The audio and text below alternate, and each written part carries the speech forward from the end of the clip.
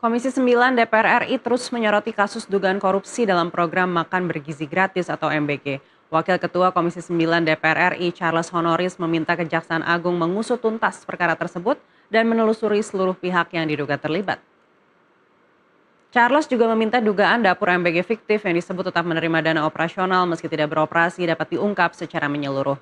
Menurutnya setiap penyimpangan harus dibuka agar tidak merugikan program yang menyasar pemenuhan gizi masyarakat. Selain itu DPR menilai wajar apabila Kepala Badan Gizi Nasional Nani S. Deyang dimintai keterangan apabila dibutuhkan dalam proses penyidikan. DPR menegaskan penegakan hukum harus berjalan transparan dan menyentuh seluruh pihak yang terkait.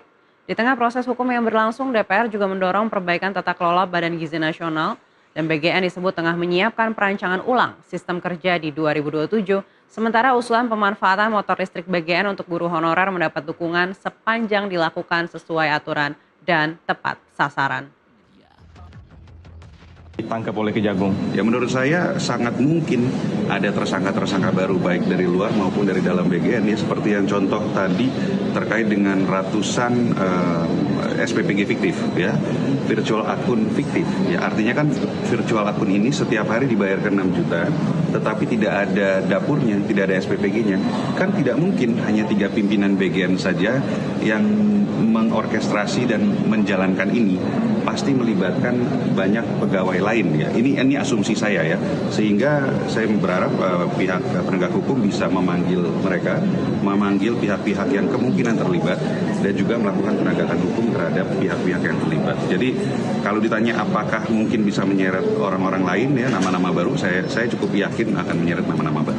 Rasa semua pihak yang ada yang bisa memberikan keterangan, bisa memberikan kejelasan, ya harus bisa diberikan atau dimintai keterangan, termasuk Ibu Nani sebagai pimpinan juga pada saat kepemimpinan Pak Dadan sebagai kepala BGN. Jadi bukan sesuatu yang aneh, bukan sesuatu yang tidak lazim ketika penegak hukum termasuk Kejaksaan Agung meminta keterangan dari Ibu Nani. Jadi tetapi bukan berarti ketika dimintai keterangan ada permasalahan hukum di situ. Ya, Bu Nani kan ya walaupun dia selalu mengatakan orang baru, tetapi kan sudah 1 tahunan ya ada di BGN sebagai wakil kepala, sehingga cukup wajar ketika Kejaksaan Agung meminta keterangan dari Bu Nani untuk bisa memperjelas berbagai permasalahan hukum yang sedang terjadi di BGN. Ya saat ini motor listrik yang ada atau yang pernah diadakan oleh BGN yang bermasalah itu ya masih menjadi barang bukti di Kejaksaan Agung ya. Saya berharap kalau kasusnya sudah selesai tentu harus bisa dimanfaatkan untuk sesuatu yang positif.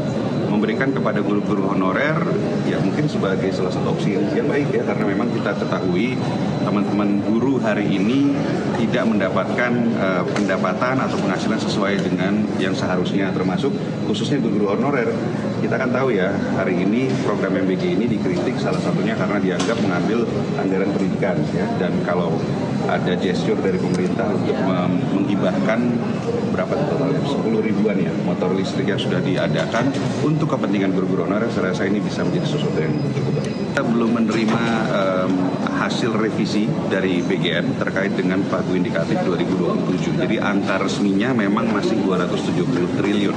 Tapi kembali lagi kami diberikan assurance ya dari teman-teman BGN bahwa akan ada efisiensi besar-besaran dan ada refocusing penerima manfaat, sehingga ketika nantinya ada refocusing penerima manfaat dan jumlahnya diperkecil, maka otomatis anggarannya pun akan menjadi lebih sedikit gitu. Tetapi jumlahnya berapa sampai hari ini kita belum tahu karena BGN sendiri masih merancang ulang apa yang akan mereka kerjakan di tahun 2027. Kalau rekomendasi existing